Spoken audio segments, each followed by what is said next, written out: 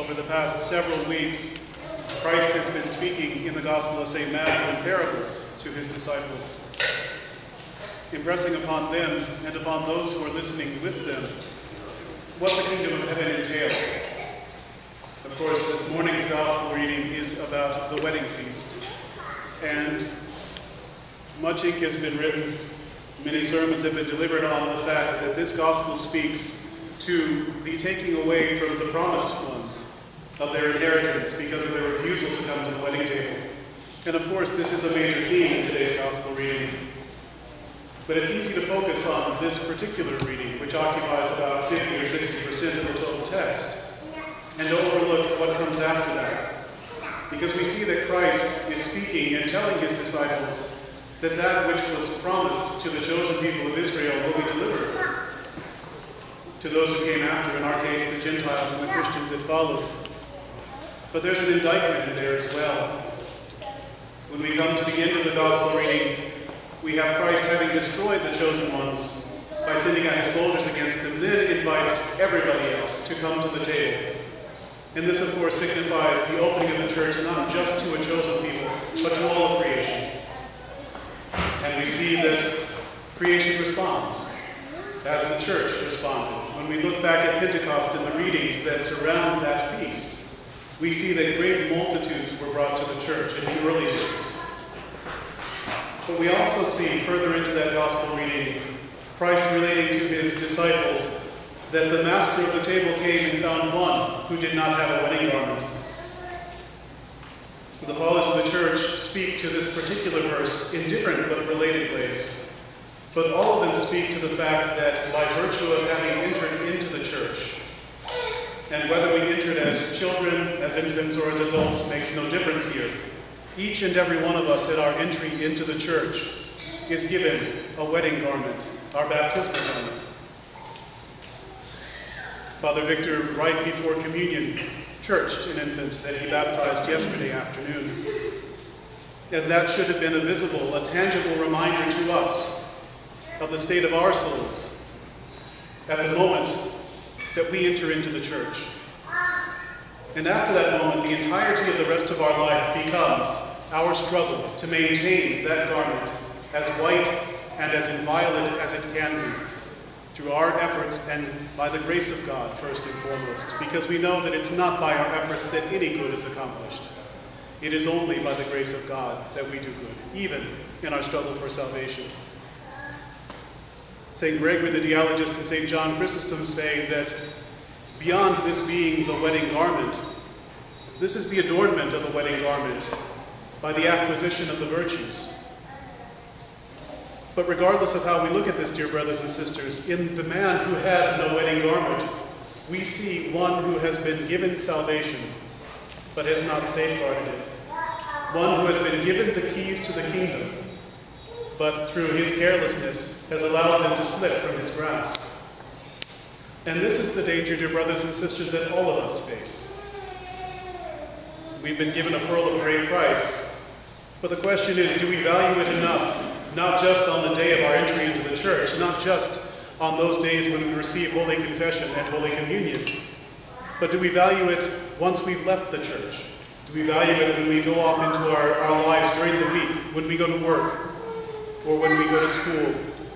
When we interact with the world, do we struggle to maintain that which God has given us? This is one of the messages of today's Gospel reading, and it's a central one. We spend very little time relatively in church. And I think it's easy for any of us to be pious when we're surrounded by people who think as we think, who believe as we believe, who worship as we worship. It's easy to maintain the customs when you're in the midst of a society that surrounds you and supports you in that. But what do we do when we go back into the world? Do we know enough about our faith? Are we secure enough in our faith? And ultimately, do we love Christ enough to maintain that witness, that purity of focus, that singular nature of the mind when we go into the world? Do we value Christ enough to continue to seek him in every aspect of our lives? Being a Christian is not something that we do. It is not something that we put on, a garment that we wear for 2 hours a week when we come to church. Being a Christian should be a transformative way of life for us. It is entry into the ongoing mystery of Christ's saving dispensation for us in the world. There's a monastic saying that if we can acquire but one virtue and be perfected in it, we will be saved. And St. Gregory the Dialogist speaks to this when he says that in his interpretation of today's gospel reading, that wedding garment signifies one particular virtue, the virtue of charity. St. Gregory writes that charity is the cardinal virtue because it is through this virtue that we express to one another the love that Christ expresses to us. And that if we acquire this virtue, every other virtue will follow. Because it is the nature of love to multiply itself, to spread beyond its boundaries, to continually grow and to continually develop that which it comes into contact with. Ultimately, this is the message for us to take home. Do we love Christ enough to take his saving message and to spread it? Not necessarily by proselytizing, but simply by loving those that we come into contact with. If we do this, then we are truly living that which Christ has given to us. The gospel concludes by saying that many are called, but few are chosen. And if we look around us, we are blessed to have many in church today. And I'm certainly not asking you to look around and say who in this room is chosen and who is not. But I am asking you to consider, am I among the chosen? Does my life lend itself to being one of the few? And if it does not, what in my life needs to change? What in me that is not important needs to be cast away? What is not in me that is important that I need to acquire? Each and every one of us should be asking these questions not once, but repeatedly. Salvation is not something that is given to us once and forevermore. Salvation is a process that we enter into and that we consciously stay on the path of.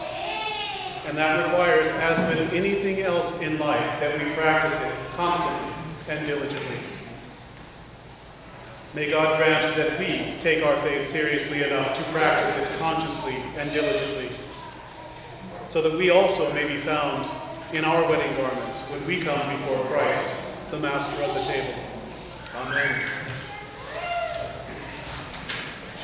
The blessing of the Lord be upon you through his grace and love for mankind, always, now and ever, and unto the ages of ages.